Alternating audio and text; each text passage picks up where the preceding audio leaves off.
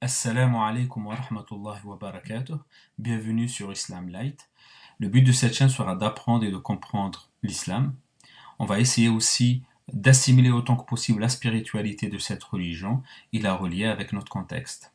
Avant d'entrer dans le sujet de cette vidéo, je vous invite à vous abonner à notre chaîne pour recevoir régulièrement toutes les prochaines notifications de vidéos qu'on va publier. Alors, on va voir un dua que j'ai publié récemment sur la page Facebook de Islam Light. Donc ce dua dit Allahumma ja'alni fihi min ibadika as-salihin al-qanitin al-mustaghfirin al-muqarrabin.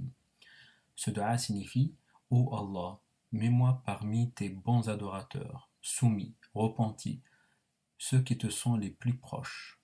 Donc on ne va pas rentrer dans toute la traduction de ce dua-là avec tous les termes clés et ainsi de suite, mais on va juste prendre l'un de ces termes-là. Ce terme c'est al-qanitina, c'est le mot al-qanitin.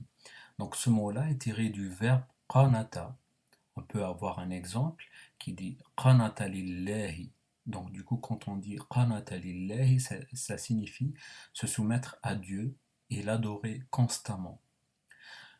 On a un exemple dans le Coran, c'est le verset 120 de Sourate An-Nahl, c'est la sourate numéro 16, où Dieu dit sur Abraham, Inna Ibrahima kana ummatan qanitan lillahi hanifan, wa lam yaku minal mushrikina.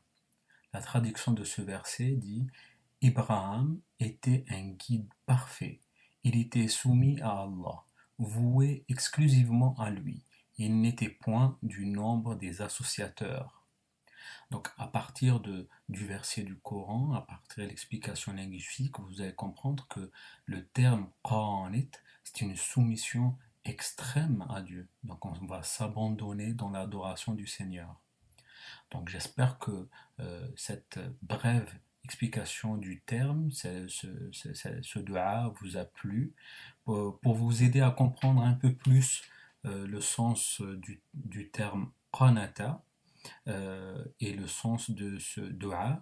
J'ai deux exercices. Le premier, donc dans le dua initial, donc Allahumma ja'alni fihi min ibadika as-salihin al-qanitin al-mustaghfirin al-muqarrabin.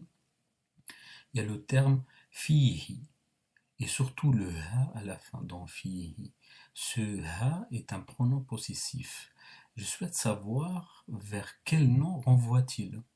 Donc si on enlève le ha, donc ce ha-là induit ou nous dirige vers quel nom.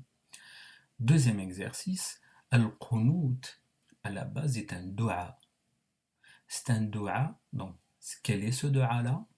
Et deuxièmement, c'est un dua qu'on dit après une prière, une des une des 5 prières qu'on a par jour.